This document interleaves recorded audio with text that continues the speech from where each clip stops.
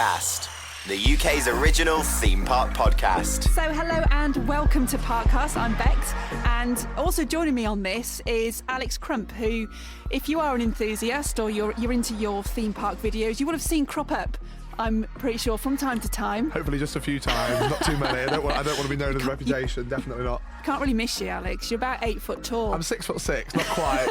I think you'd definitely notice me if I was 8 foot. I think everyone in the world would. It's amazing that you actually get on some of these rides. Or this chair where I'm sat right now, actually. Well, I'm very surprised. That's just about. But this is, Parkcast. It's the UK's first theme park podcast. It's going to be dedicated to all things theme parks, rides, amusement parks, everything that's going on in the industry, not only in the UK, but also worldwide as well. Hopefully bringing you lots of information, interesting things if you're into your parks, if you are an enthusiast, or if you just enjoy going to them and you've just got a bit of a vested interest. You want to find out a bit more about what goes on behind the scenes and new things which are coming our way this year and beyond. That's what we're aiming to do. I can't wait. I'm very excited. I feel like we're going to cast some very interesting opinions and eyes over the world of theme parks and attractions across the world, because there's so much to talk about. That's the thing, there's things going on all the time. It's really hard to keep track of, but luckily that's your job, not mine. I know. I'm supposedly the guru in this one. I'll try and cast a bit of an expert opinion. I'll just ask you all the possible. questions. And if I don't know the answers, I'm going to look even worse, aren't I? So just how this is going to run, we're going to release one of these every month and bring you some news updates on it, have a bit of a focus on different things to the year as well. I think we've got quite a few things planned for the rest of the year, haven't we? Yeah, definitely. So we are going to do a Disney Parks special, talking about all the Disney parks and attractions worldwide. And you've been to all of them, haven't you? I have, yeah. There's 12 different parks So across 6 there can't be resorts. that many people in the world who've gone to every single one. I don't think there's many, no. I think there's only a handful that I know of personally. I'm sure there might be a few more, but it's quite exciting to talk about. I'm quite looking forward to that episode. We can give you the title guru for that one, definitely. Yeah, I'm hoping there's not going to be a Disney BuzzFeed quiz on Disney though, because that's where I'm probably going to mess up. I'm not too good with those.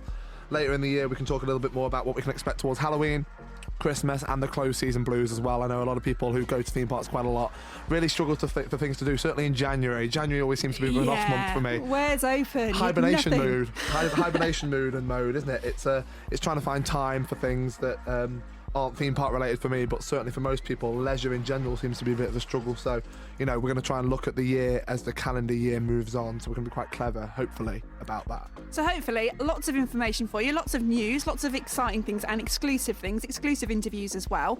And we'll be able to bring you that every month, and hopefully you'll enjoy it. And obviously, you'll be able to get in touch with us and let us know if there's anything you want us to cover or anything you want to share with us as well. So our first monthly feature that we're going to bring you is Highs and Lows. Highs and lows. So this is news from around the theme park industry, things that are going on, stuff that you need to know, stuff you need to be kept up to date with. Alex, what have we got? So the first thing to mention, that in 2019, it's actually 25 years since the UK's, I would say arguably, the UK's 3 biggest and most impressive roller coasters all opened. So let's start by talking about the one that I think Becca and I probably enjoy the most. It is Nemesis at Alton Towers. An absolute classic. 25 years old. 25 years. I mean, I'm 22, so I wasn't even there for the spawning of the beast. Okay, well, that's just made me feel old straight Sorry about that, Becca. because I do Sorry. remember it opening. I'm glad she's over the other side of the desk now. I've said that. But yeah, 25 years of Nemesis at Alton Towers, the big one at Blackpool Pleasure Beach, formerly known as the Pepsi Max big one, and of course Shockwave at Drayton Manor. 25 years. It was called the year of the roller coaster, wasn't it? It was, 1994. and we were close to it last year, actually, in 2018. We'll come on to that in a little bit. But 1994 was the last time, I would argue, that 3 major roller coasters were all open together in the United Kingdom.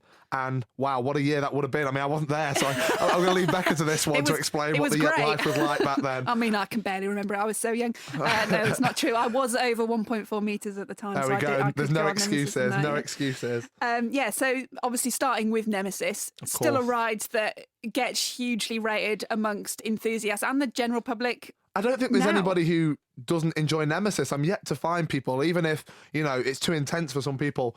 A lot of people know it as the Nemesis as well, which I really like. When you're an enthusiast and you go to theme parks quite a lot and you hear people refer to it as the Oblivion, the Nemesis, and then for the Smiler, they just call it Smiler. It's like, Okay, all right, we'll try and work on that one. But generally, it's such a classic roller coaster. It's got so much, history to it about how it was built. If you really do read into it, it's actually really interesting. There's a lot of documentaries about Nemesis online. You can get a lot on YouTube about it, can't you? 100%. Yeah, it's really worth checking out. And John Wardley, who we will talk about a little bit later on throughout other episodes of the podcast, the guy who actually designed Nemesis at Alton Towers, he's got a really interesting backstory. And they created a themed roller coaster like no other. And 25 years later, it's still impressing people. Yeah, and still going like a dream, I think, to be honest. A great coaster. Got repainted, was it last year, Over the last couple of years, I think it's kind of had a lot of work done, refurbishment. Looks decent now. It does. It looks like it's got a life to it still, which is really, really important. When's the Blood River coming back? I don't know if it will. Do you know what? I really don't think it will. I mean, obviously, there's a bit of a thing about, dying waters and natural rivers and things. Yeah. I suppose it's a bit of a controversial one, really, but I think it's a classic thing that people will always remember of Nemesis. One thing I know will never come to an end is the legacy and the love that the people of, the United Kingdom and the rest of the world, of course, That's have the thing. for Nemesis. People come from all over the world to ride it, don't they? I met some guys in Germany a couple of years ago who actually told me that they've been on over 1,200 roller coasters each, and their number one is still Nemesis. Wow. How amazing is that? And because we it's are so lucky iconic. to have it on our doorstep. Yeah, for me, it's like 20 minutes away. It's fantastic. Yeah. Very, very special. A very special coaster, but of course, not ignoring the other two big roller coasters that opened that year. The biggest one of all, I would say, certainly still the UK's tallest. Might not be Europe's tallest, fastest and steepest roller coaster anymore, but it's still the United Kingdom's tallest. And that, of course, is the big one, or again, as it was formerly known, the Pepsi Max. A lot of people still call it the Pepsi Max. People know it as the Pepsi Max, but it is now just the big one. That's it, or big one, as some people refer to. It's still got the cans, the Pepsi Max cans. Yeah, the cans are still there, and they've been refreshed as well recently, which is really good. They've put a new vinyl around them. Is it still being sponsored by Pepsi Max? I don't really know. I'm not too sure, to be honest. It's weird, isn't it? Answers on a postcard to anyone who's listening or who might work for Pepsi Max, but it's such a great coaster. And what is your thoughts? Because within the enthusiast community, there is very much a school of thought that it's not a great ride. I think the thing is, to me, it's not an intense roller coaster in my eyes. It's something that's very, very special to Blackpool Pleasure Beach. And I'm going to use the word iconic again, even though I feel like I'm traitoring the new roller coaster that opened there last year.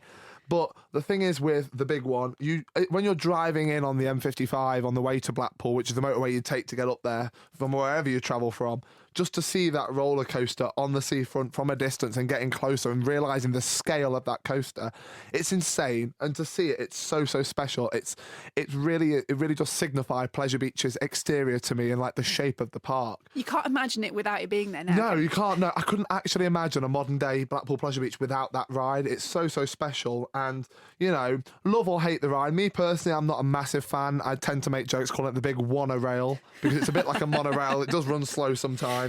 Especially when it's windy. Sometimes you think, am I going to make it up this second day? I know, yeah, you wonder, don't you? Because if some people go in the wind and the rain and, you come off and you're absolutely drenched because it's been pouring down with rain. But there's still people who are here in the queue line that are really nervous to get on the ride because of its height.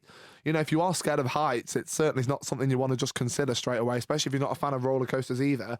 But ultimately, it's a classic coaster and it's something to really celebrate. 25 years, it still looks good. It's still very reliable. The weather can be a bit of an issue sometimes, but that's what you get for building a theme park at the seacoast. And in terms of that, Blackpool celebrating that, I know they've released some new merchandise this year in general. So they've done a footprint of the big one, haven't they? They have, yeah. And I do believe, because the anniversary isn't officially till May, so there's still time to see what the park might do to celebrate that. But I do believe that Pleasure Beach should be really, really proud of the history of their rides. There's some really, really old ride hardware in that park, and to have a coaster like the big one standing there 25 years, actually, it's still a pretty new ride in comparison to a lot of the things that are in that park. It's special and it signifies Blackpool Pleasure Beach as a whole to me. I couldn't imagine, as you said, Becca, the park without that coaster being there. Yeah. And obviously the third coaster from the year of the roller coaster, 25 I feel like I've ranked them in particular order. I really haven't. That's just what I've been reading off the paper. But Shockwave at Drayton Manor. Wow, 25 years that coaster has quite literally stood at that park for. Because I don't think anyone would have thought it would still be there 25 years later. Neither did I, to be honest. I think some of us are still surprised it is still there. It's still there. It's changed a lot over the years. Shockwave, of course, is, I believe it's still Europe's only stand-up roller coaster. Mm-hmm. It's not in the world. There are, I think, 3 others in the world. It's never become a really popular... It's never been a trend that's taken off. And I do believe that a lot of the stand-up roller coasters that are still in existence in the world are actually being changed to sit-down variations of their own ride. So they're completely replacing the trains with sit-down elements. Maybe that might happen to Shockwave, but for those who have been on Shockwave, any time since it opened, I still feel like it's quite an intense ride. It's still a good, fun coaster. It's a different experience, isn't it? Oh, it is. It's really unique. And the force that you feel going through the big loop-the-loop, as people would know it. What's the correct term? I'd argue it's a vertical loop, but there are people who argue it's a vertical 0G loop. Oh, come on. So I'm like, okay, that's too the much. enthusiasts are all going to flip the tables now in front of me, but I will just go that it's a vertical loop, as it's known, a loop-the-loop, as people tend to know it, but... Again, a special roller coaster, signifies Drayton Manor. Again, I couldn't imagine the park without it. I think that's something to really take note of all three of these rides. Well, Drayton Manor really needs that ride at the moment, doesn't it? Because it's lost its other coaster. Yeah, definitely. So it's kind of... I wouldn't call it a big loss, losing G-Force. No. It wasn't particularly an enjoyable roller coaster, not for anyone. It's still a loss. And, you know, it was one of the two major roller coasters in that park. We're back to Shockwave, and that's it. You know, I hope Drayton Manor can fulfil something with that. And it'd be really nice as well to mention on the side that I'd love to see Shockwave having some kind of celebration for its 25th anniversary. Again, a pin badge, a Morgan t-shirt, or an event. You know, that's something that I'm surprised the parks haven't done. Well, when it was 21, we did an event that I was actually part of, and I rode Shockwave 21 times in a row. Wow, that was dedication. I feel like I feel like I'm still bruised from it. Yeah, well, I was about to say, if you're a male and you've ridden Shockwave 21 times, you tend to know more about it than the females do, and I'm sure you can all get what I'm referring to on that if you've been on it. But it's a great ride. It's a really great ride. It's special to Drayton Manor, and I do really love Drayton Manor. I've grown up there, had a lot of happy memories, and I just couldn't imagine any of the three parks without those roller coasters in. I think, you know, Alton Towers is signified by its Nemesis. Blackpool Pleasure Beach with the big one, and Shockwave at Drayton Manor. They're all just well-known coasters, and I dread to think which one, I hate to say it, Becca, it's coming, which one would go first? Which one would it be? I know, I feel like they've all got a bit of life left in them yet. Definitely. There's nothing's changed too soon. Are they going to make another 25 years? Maybe so. Let's hope. That'd be great. 50 Imagine years. if we're still doing this podcast in 25 years' time. I tell you what, I hope I still remember as much as I do then as I do now. Fingers crossed anyway, the memory might not be as good.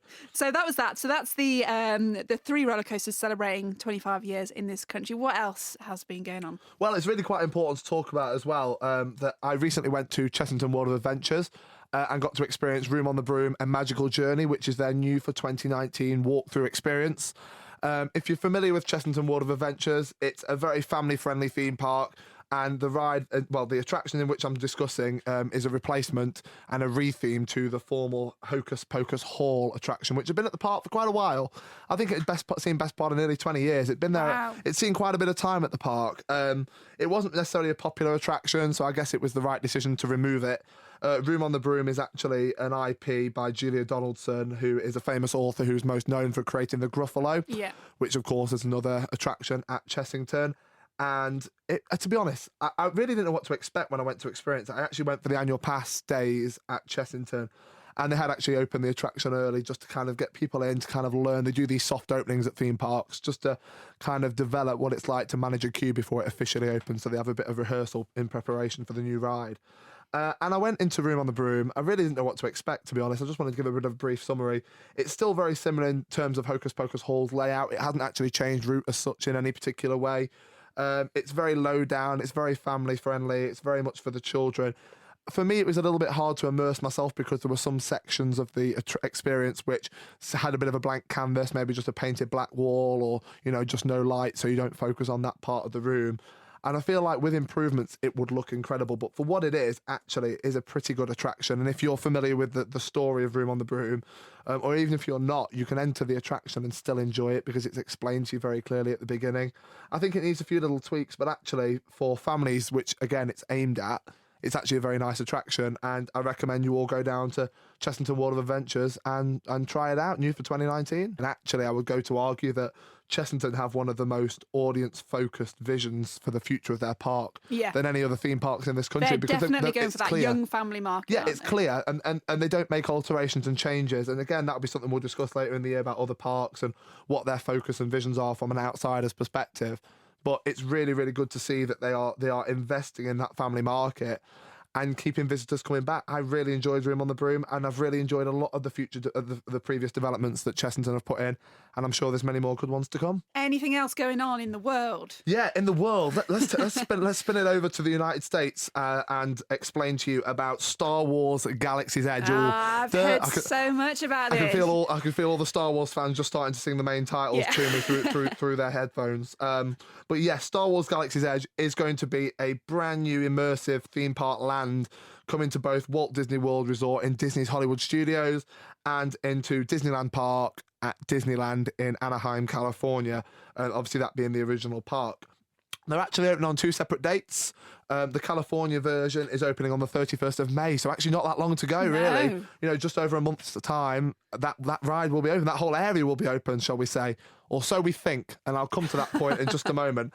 And then the Walt Disney World, Disney's Hollywood Studios variation of Star Wars Galaxy's Edge will open on the 29th of August 2019. Now, I mean, I'm not a big Star Wars fan. Never have been, never grown up with it, never really sat and watched the films all the way through.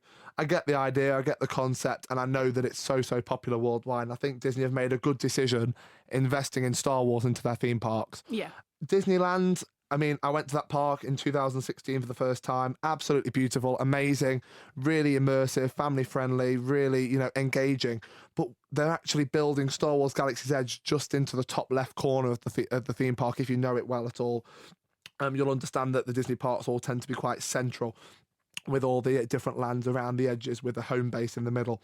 But Star Wars Galaxy's Edge is kind of just being packed into the main park there. Right. And again, as a non-Star Wars lover, I'm really finding it hard to understand why that decision was made, because it just feels like Disney are taking away from the originality of their themed lands. You've got Tomorrowland, Fantasyland, Frontierland, Adventureland, and then you're going to have quite traditional. Yeah, they are, and they're theme known. park lands, aren't they? Yeah, and the things that you'd expect to see in other theme parks as well. Your Wild West, your Future, your Princess and Fairy Tales, and then Star Wars. It just doesn't feel right to me. Is this, do you think, in part due to the success of the Harry Potter world? I'm guessing that Harry Potter's had a big part to play in why we're getting Star Wars Galaxy's Edge at the Disney parks. It has done very, very well, bringing an IP into, to be fair, not very IP-based parks. But, I mean, I feel that Walt Disney World, where they're opening it in Disney's Hollywood Studios, which is the third part to be built there, is a bit more acceptable because it's a movie-style park, and they have already got Star Tours located in that area of the park, sort of thing. So it's going to hopefully quite nicely integrate, and they're going to have a Star Wars hotel open in there, which is going to be really, really cool to hear more about later this year. I think generally, I suppose it's hard as a non-Star Wars fan to really enjoy what's being built. But to be honest with you, even if it was an IP that I fully believed in, intellectual property is what we're talking about when we refer to IPs. Yeah, basically a known brand. A brand, like you buy your supermarket products, same sort of thing. It's just the brands in which the films and TV programs are produced into the parks. I just feel that maybe it's not the step in the right direction for Disney, even though I do feel like it's still going to be one of the most visually impressive, if not the most visually impressive thing I've ever seen in a theme park. I mean, there's talk about there being 600 different experiences you could have whilst in Star Wars Galaxy's Edge.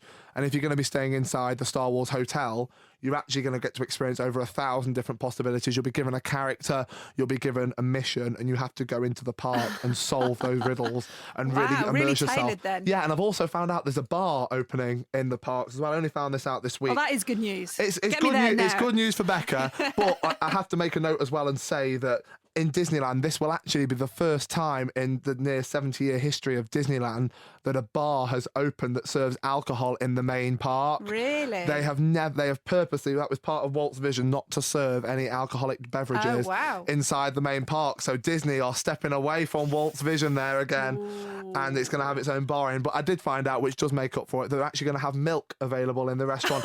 And the milk is blue. How great is that? I don't think I fancy that. Blue milk. That's I'll leave genius. you to that one. Amazing. Absolutely wonderful. So yeah, Star Wars Galaxy's Edge, May 31st in California, August the 29th in Walt Disney World. I'm sure if you go into Walt Disney World anytime soon, you'll probably see the construction. Yeah. And if not, get ready for some long queues. You'd be gutted if you were there just before, wouldn't you? You would be. And also, I think you'd be gutted as soon as it opens, because they're actually opening the area in phases. Right. There's 2 major attractions going into each park. When they both first open, they'll be opening one of the 2 major attractions. I suppose it's to phase it in easily. But is that a good idea, partially opening a land? I don't know. We're going to find out very soon, though, for sure, from from Disney. And the final couple of bits worth mentioning. One really quick one is that Europa Park in Germany.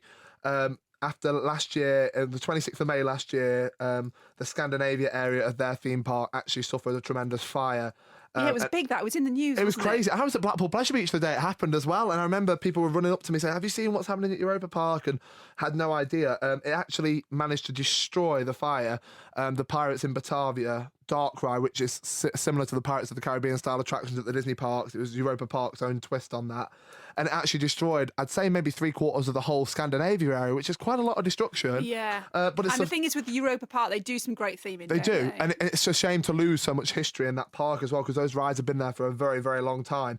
But Europa Park being the most efficient, and certainly German engineering at its finest, have actually announced recently that the end of May this year, so again, a month and a half to go, the whole area of Scandinavia is going to be reopening. Wow, they completely have rebuilt. They have not messed about. That would not happen here, Within would 24 it? hours, they had vinyl boards up with theming on all the way around the area where the fire had damaged, so it did not ruin the immersion of that park. They are on it. And that's amazing, isn't it? It's great to know that they're reinvesting in that area, and the Pirates in Batavia ride will be refreshed and reimagined with new eyes, new modern technology.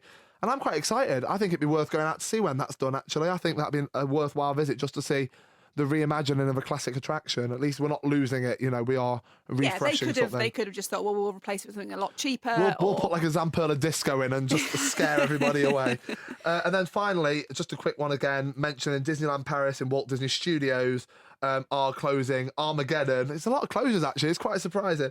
Armageddon, which is a, let's say, special effects experience. I'm not a particular fan of that one. If you're a fan of Theme Park Worldwide, you'll know what I'm talking about. If that's closing on March 31st in Walt Disney Studios, then Rock and Roller Coaster starring Aerosmith, great classic wooden roller coaster. I was going to say that. I was going to say rock and roll inspired roller coaster. That was a mouthful. It's going to be closing on the 2nd of September this year to make way for the new developments in Walt Disney Studios, a €2 billion expansion to build Marvel Land, Star Wars Land, and some Frozen attractions into that park. So again, Star Wars coming over to France. Star Wars coming to France, yeah, interesting. I'd love to see a French Darth Vader. I'm certainly intrigued to see what he might sound like. I feel like he'd be less threatening. Definitely, I hope so, and maybe less terrifying than my impression just then as well. So have they given any sort of opening date plans for that expansion? There's nothing officially confirmed yet, but they plan to have phase 1 open by the end of 2021. So actually, even though the rides are closing this year, there's not actually much time really to transition those rides over to the new experiences. I do believe that Spider-Man, Iron Man, Captain America are all going to have big parts to play in this area. And the 3 Disney parks that are focusing on Marvel and Star Wars, which are Disneyland in California, Walt Disney World, and Disneyland Paris itself, are all going to integrate their Star Wars and Marvel areas to be interactive with one another, which I think is a really cool idea to kind of bring that IP across the globe. And I'm excited to see what Disney do with it. Disney are yet to disappoint me with any major new investments, so let's see if that's possible with all the work going on. Disney's budget must be really high for construction right now. They've made a lot of money somewhere, going on. haven't There's they? got to be somewhere. The mouse is making Disney a lot more money than we realise, definitely. So that's it. That's our monthly news round. I'm going to put that one as a low, that end one, just because it's something. Yeah, close. it's a bit of a low. We've got a year or so without anything replaced. It's a shame to lose Rock and Roller Coaster. I think it's going to be a shame for the park generally, because the park hasn't really got a lot to support its crowd weight. I mean, Ratatouille opened most recently. You've kind of got Tower of Terror. But besides that, you're struggling for really high intense attractions for people to enjoy. So, to be honest with you, I probably wouldn't want to visit Walt Disney Studios for a little while till that work's complete. And with only phase 1 being open in 2021, I believe there's another 4 years worth of work to be gone on after that. So it's going to be a while before we're running around that park, actually enjoying it. Go over to save your pennies, go to Florida or go to Tokyo. Why not? Something different. Splash out a bit of extra cash. Parkcast, the UK's original theme park podcast. So every episode of Parkcast is going to have a bit of a focus, something that we really look into on a bit more detail. And this month it seems fitting, the first one. The season is just beginning for most of the UK parks, taking a look at what we can expect in the UK parks this year, really, for 2019. Yeah, I think it's going to be quite an interesting year for the UK as a whole, not just in the theme park division. Certainly, I know politics having a big part to play on the rest of the world at the moment in the United Kingdom, but it's worth mentioning that there is still a lot to enjoy in the UK this year. Quieter than last year, though. Yeah, definitely. The hype's down a little bit after Icon and Wicker Man opened at Blackpool Pleasure Beach and Alton Towers. But there are still things to look forward to. I believe that we're going to have quite a nice summer again this year. Crossing my fingers right I know, we're now. really hoping so. Maybe we might take the podcast outside then at that point. That'd be a really good fresco. time. That'd be great, wouldn't it? Parkcast al fresco. How I'm nice would that be? Definitely down for that. And yeah, the parks this year, I'm really, really confident are going to do all they can just to kind of fill, after the hype, especially of what happened last year with those 2 new roller coasters at the 2 parks.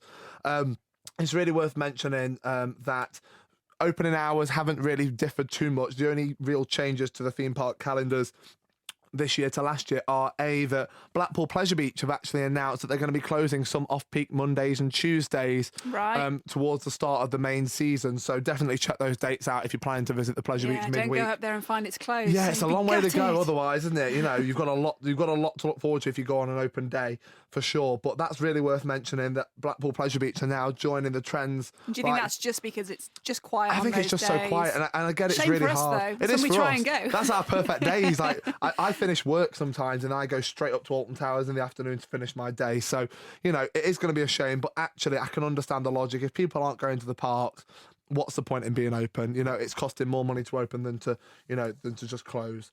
So that's worth mentioning. And also this year, later on down the line, which again, of course, we'll cover Halloween later on, Thorpe Park have announced that Fright Nights is going to run over 28 nights this year across the Halloween month, season. pretty much. That's pretty, yeah, and spread out as well from September into October. 28 whole days of Fright Nights, and the park's open for 12 hours on each of those days. It's going to be really exciting. I'm really you were looking forward to disappointed in it. Fright Nights last year. I weren't was you? a little bit, yeah. I mean, for me, it just felt that the event really hadn't had the support of the hype that they were building, that they were going to have a lot of new attractions and a lot of change. It just felt very temporary. I'm personally really enjoy solid infrastructure in attractions where I can fully be immersed and not just taken into a quick re-theme of something that they've got last minute. But having 28 nights of Fright Nights tells me that they're going to certainly be pumping more money into Fright Nights this year. It'll still be worth going till it's still a worthwhile event. And of course, the roller coaster open in the dark. Got to go and swarm in the dark. That's the reason to go to any park in September, October, isn't it? Or when they do a late night opening. I agree completely. And actually, you know, getting on the swarm at sunset is one of my favourite things to do. Riding Stealth, Soar, it's a completely different Nemesis, experience, Inferno. isn't it? If you've ridden a roller coaster in the daytime and then you ride it at night, even on the same day, it just rides differently. It does. And you know that it's been there for 12 hours. You've had a lovely day in the scorching hot sunshine. I'm looking at my arms right now, thinking about the tan I know I'm already going to get. And then you get there to 9:30, close to 10 o'clock in the evening, you're still riding roller coasters. You know, for us, we've got a 3-hour drive home, but we're not bothered anyway because we're riding roller coasters. We're having a really good time. And actually, as much as the late night openings are a great idea at the park, I do think they're wise by doing them later towards the end of the year. I know that summer hasn't been too kind to the parks last year for the late openings. As much as the weather was on their side, the attendance numbers just didn't show for the nice weather, which is a shame. A lot of people seem to leave before 6 o'clock. So it's great for those who want to get on some last minute rides, but it's really worth noting that if you are going on a day when a park has a late closure, stick around, guys. Stay, because the parks do empty out. People go on school trips, group gatherings, conference events, and they all go home. The rides at Thorpe Park especially, you can be waiting 5-10 minutes for some of your favourite roller coasters, and go round and round and round as many times as you want. It's so worth doing. So in terms of the theme park calendar this year, there are things to really be aware of. And also, Blackpool Pleasure Beach have announced that they will be doing 8 late night riding nights and fireworks for the 2019 season. That great is a event. highlight. It's great. I love it. And the thing is, the fireworks aren't anything of Disney standard. I know we'll always talk about Disney in comparison, but they do just put a very nice fireworks display on to end the park day. But the rides are again open for 12 hours, 10 till 10. You get it with your normal admission price. Buy a wristband online. Currently, you can buy wristbands for the rest of the season for £22.50. I think that's a bargain Really deal, to be honest with you. For a full day out, unlimited riding, especially if you're going on a late night riding date. The dates have all been announced. The first one is coming up, I believe, the 20th of April. Yeah, definitely worth going to a late night riding event. Getting on Icon. Some of the rides there shut at 9 to clear for the fireworks. Even so. But the atmosphere's there. There's music pumping out to the park all day. There's entertainment.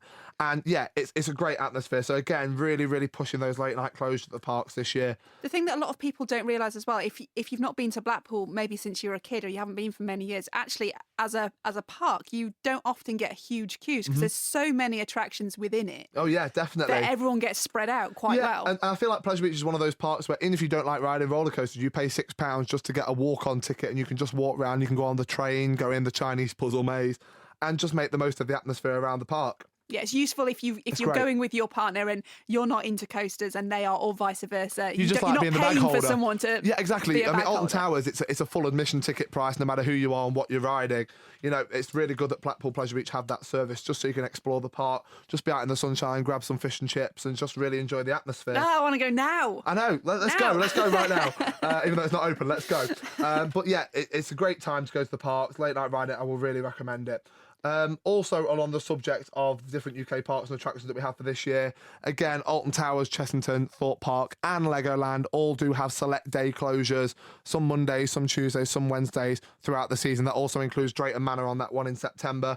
So just worth checking the website. Always check the website. Even if you think you know, just check, because the last thing you want is to be disappointed when you arrive at the park and find out you can't go and ride some of your favourite rides and attractions. I thought it'd be really, really useful to mention as well that I've noticed that some of the Merlin parks in the United Kingdom have also had a bit of a refresh of some of their food outlets for this year. Oh, you've got me at food. Oh, yeah, the word food, Becca's hooked straight away. We're on it. Right, okay, let's keep this one Tell rolling. me about the donuts. Yes, so, well, we'll come to that in a moment. We'll come to donuts. I'll tell you some really good donut deals in the parks. It's really worth knowing about. So first thing to mention, Merlin have actually changed their fried chicken company restaurants, and it's now called Just Chicken.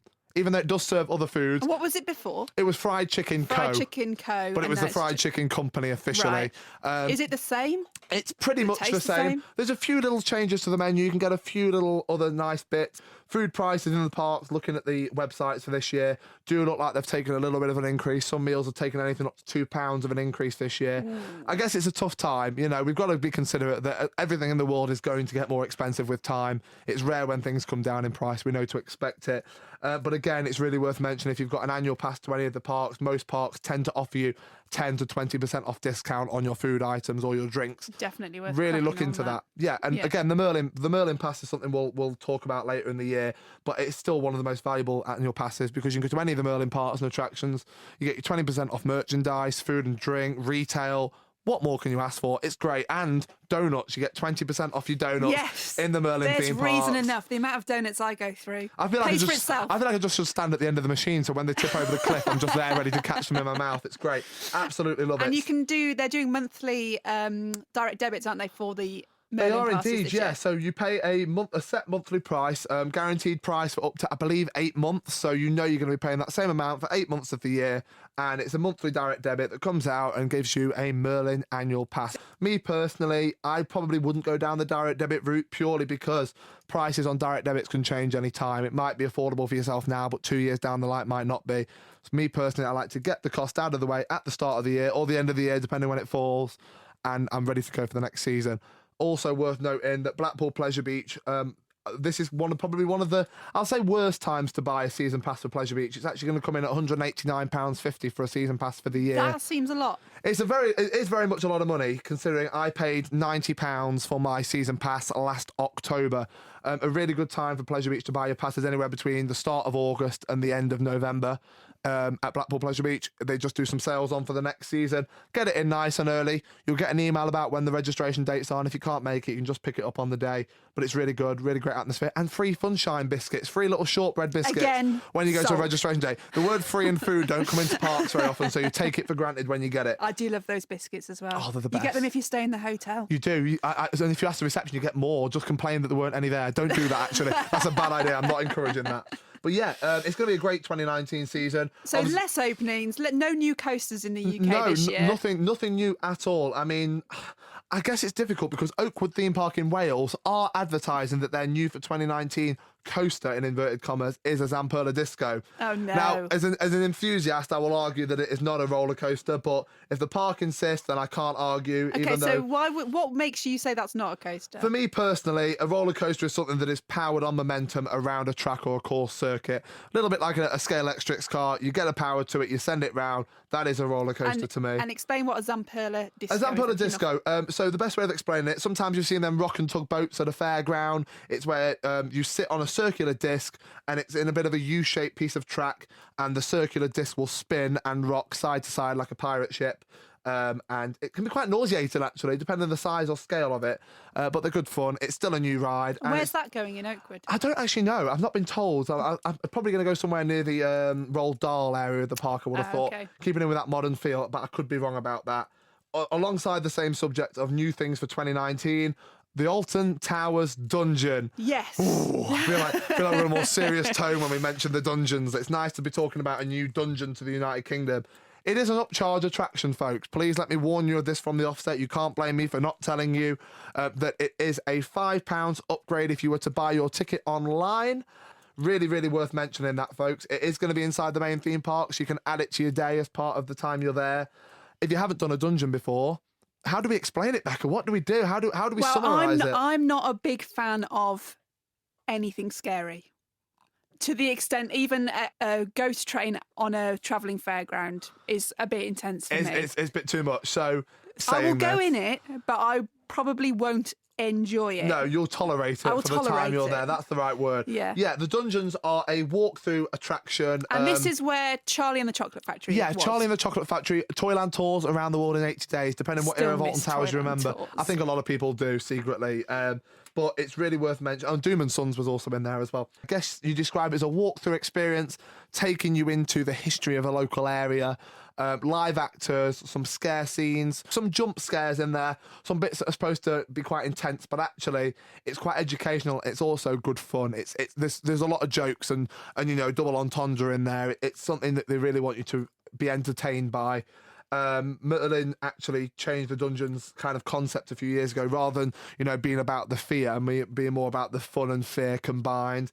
So that's why they're describing the Alton Towers Dungeon as Laugh and Scream 2019. You can tell with a lot of the marketing they're doing around it as well. They're really playing on that sort of fun element of it. There's a fun side to fear is what they want you to think about. It's like roller coasters as a whole. The Smiler, when that first opened at Alton Towers, it was very much the side of how we merged terrifying rides with a fun, family-friendly atmosphere, and that's exactly what they do with the dungeon. But the Alton Towers Dungeon is going to be like a shrunken-down version of the best of the dungeons that Merlin have created. And they've built it really quickly, actually. So Alton Towers have said that they've put this together in about 6 months. Usually it would take them 18 months. Madness. They've really, got a bit of the Europa Park. Definitely, yeah. They've got the German workforce in to come and sort that one out. German engineering, again, at its finest. It's going to be great. It's something different to Alton Towers. I mean, I don't suppose any park can really follow the hype of building a major roller coaster. That's the thing. How do you follow up on that? You can't top it. And everyone's still going to be going and beelining for Wicker Man, aren't they? Oh, yeah, definitely. I think Wicker Man is certainly a divergence in the path. I mean, I still run to Nemesis. I'm still a bit old school. As everyone's getting on Wicker Man, I'm like, see you later, guys, off to Nemesis. See you in an hour. Or 3 if they're in the queue for Wicker Man at the moment. But definitely, I think, it's really hard to follow up when you've built something so spectacular. I think it just needs to be marketed correctly, and ultimately it's something very different. And, alongside the stargazing pods, which is the new accommodation at Alton Towers this year, again, just to prove that they are still investing in the park, and, they're also thinking about the resort side of the park as well, not just the day-to-day experience of the theme park. It's good to have something up that end of the park as well. Definitely. Because that area's started to get a little bit It's started to become a bit of a lair, isn't it? Yeah, it is. I mean, obviously, we recently lost Ice Age 4D up in Cloud Cuckoo Land, and generally Cloud Cuckoo Land's lost quite a bit, of course, Twirling Toadstools included on that. I feel like we're coming to the end of the life of that area now. Something's going to change. I feel like the dungeon's kind of going in there as a bit of a, this is what we're going to fill the space with for now. And hopefully, you never know, future investments might come to that area for the park in the future, but it's definitely worth watching out for those and see what comes next. So with the dungeons opening, and of course it being first day of the season, we decided we better go and check it all out.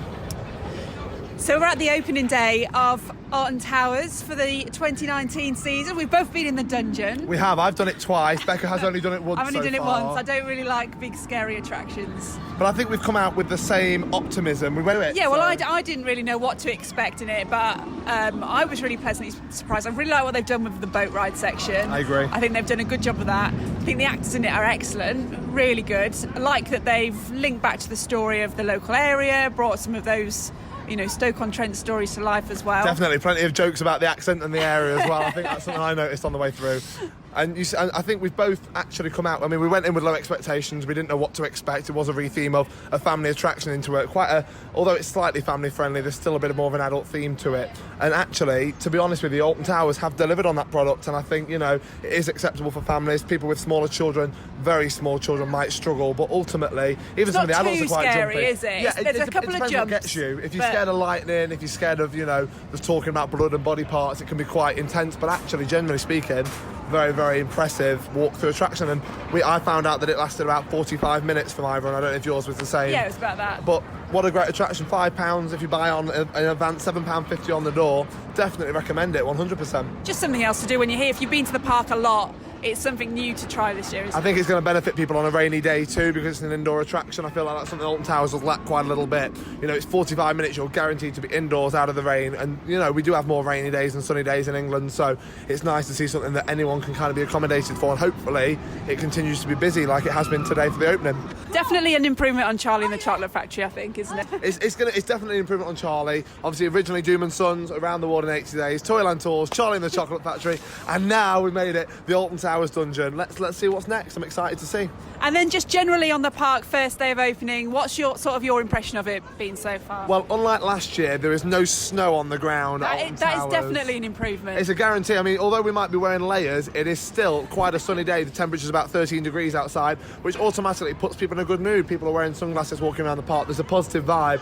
The park is busy. The rides are running at full capacity. All trains have been on the rides, which means they're moving a lot quicker. Wickerman, though, earlier, I don't know if they put a third train on now. Two trains. I believe so. They've got it running now. But, I mean, Okay. there has been a few technical difficulties. Of course, it's the start of the new season. Things are going to have reliability issues. But actually, the park is buzzing, and I'm yet to hear any negatives from the day. I think everyone in such good spirits, and Alton Towers have done a very, very good job in having such a great atmosphere such early on in the season. A couple of things I've noticed. Enterprise not running. Yeah, Enterprise is closed. I think it's had some paint work done, so hopefully that's just a short-term thing.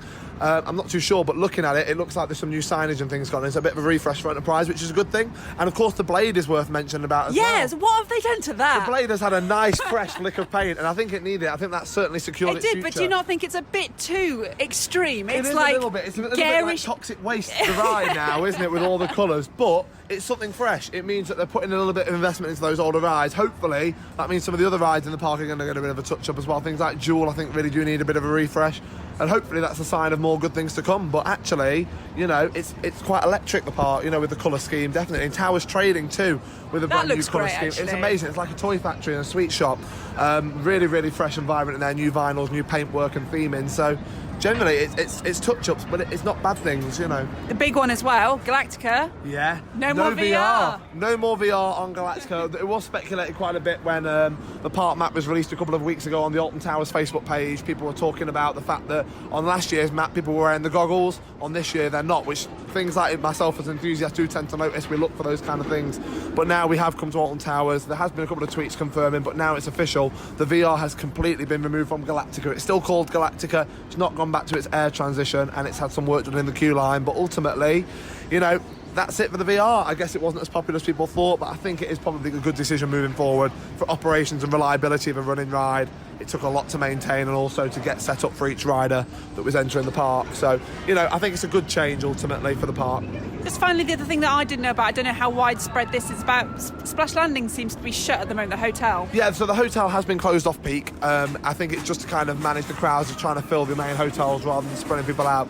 Because in the summertime, come summer at Alton Towers, the hotels actually can't cope with the amount of people that they've got, even when all of them are open, all the rooms are ready to go. But this time of the year, it is a little bit quiet, and I think they're just trying to cut back on paying staff. But ultimately, the water park is still open, the golf's still open, the resort has still got a resort feel, but hopefully they'll get those rides and attractions running as the way they need to be, and also the hotels will soon open, giving a full park atmosphere ready for the summer season. Can't wait though, it's going to be exciting. Parkcast. We bumped into Mr. Sean Tambrook. Hello. Theme Park Worldwide on Facebook. We'll just get that one in there straight off. That's the one. We're- Not just Facebook, come on, everything else. All right, Like all YouTube, right. yeah, We don't that's need all. any more publicity. Now, we're outside the Congo River Rapids, and we're talking to you because there's absolute controversy again. It's closed. Why is it closed? I don't know. It's testing. I give it a couple of weeks, probably early April. I mean, obviously they've added all the new sides to it, haven't they? And they've put their doors on. Yeah. So probably just doing a bit of last minute testing, I'd imagine, because they had one of them running round. But I'm sure it won't be too long till it's open.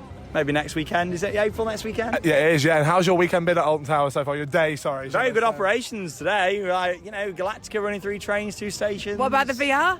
Very pleased with that. I'll be riding that more. Blaze looking really fresh. 3 trains on 13.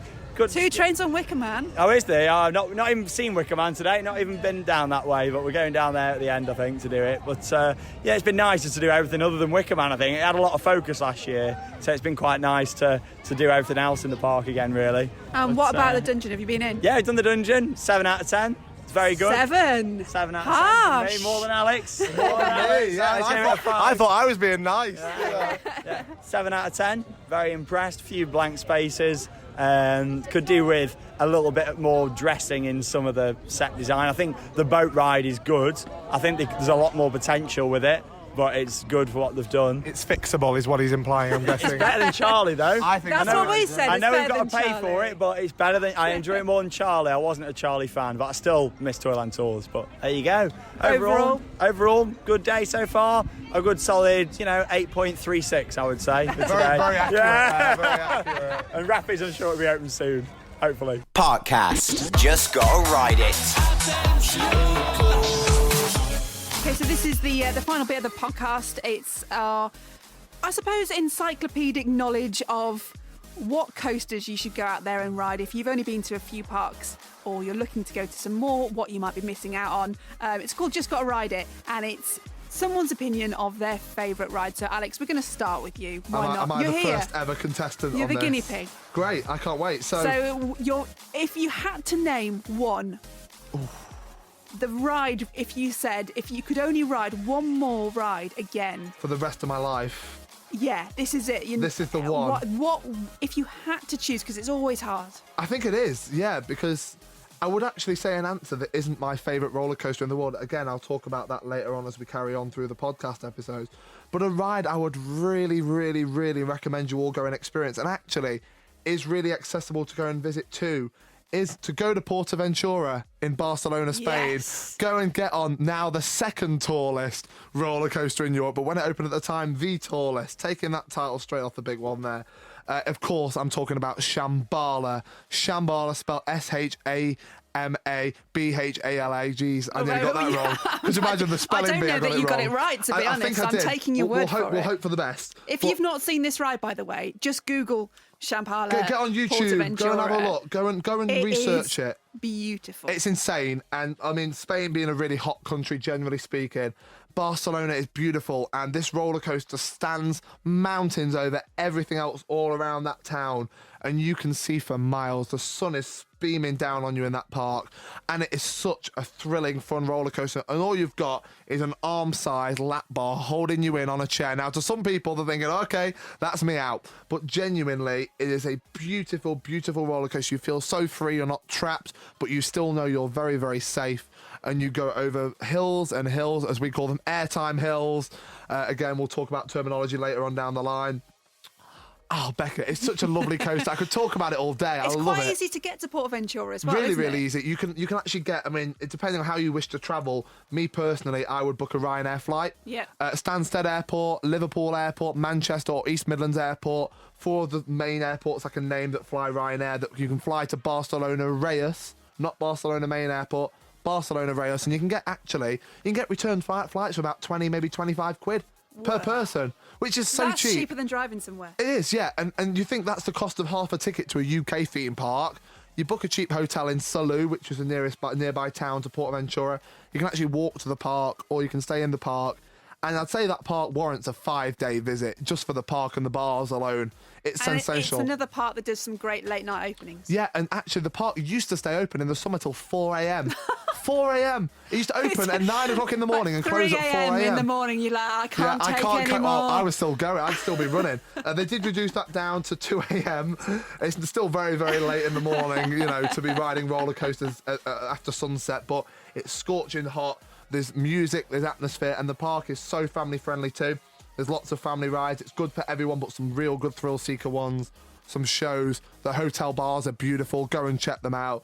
And generally, it's just such a feel good place. I could go any day, any time, and I would warrant 5 days worth of visit, or even just a long weekend. I know people who go on a Friday, come home on the Monday, and just have the Saturday and Sunday at Portaventura. But I promise you, You will not be disappointed with that park if you go. And of course, get on Shambhala. Shambhala. Spell that again for us? No, don't. I'm not ready for that one. Quick, write it down. Right, that's about it then for the very first episode of Parkcast. We'll be doing more of these features every month, more to come. You can follow us on Instagram, just search at Parkcast. And if you have enjoyed it, please give us a 5-star rating and tell all your friends. Thank you very much for listening, everyone. Check out Parkcasting, keep in touch with us, and we hope to hear your ride reviews and opinions very, very soon. Parkcast, the UK's original theme park podcast.